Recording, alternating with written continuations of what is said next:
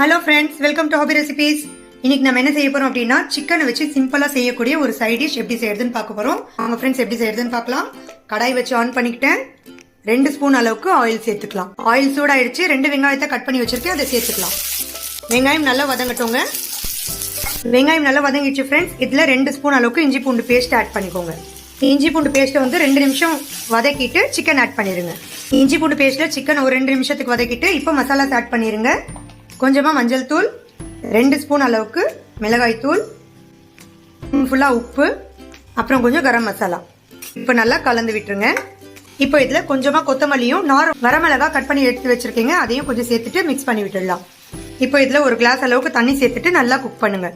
இங்க பாருங்க friends, chicken நல்லா குக் ஆயிடுச்சு. இப்போ ஃபைனலா வந்து பெப்பர் கொஞ்சம் தூவிட்டு கொத்தமல்லி கொஞ்சம் தூவிட்டு இறக்கிடுங்க. இங்க பாருங்க ஃப்ரெண்ட்ஸ், நம்மளோட சிக்கன் மசாலா சூப்பரா ரெடி ஆயிடுச்சுங்க. என்னோட சேனலுக்கு மறக்காம லைக் அண்ட் சப்ஸ்கிரைப் பண்ணிடுங்க ஃப்ரெண்ட்ஸ். தேங்க்யூ.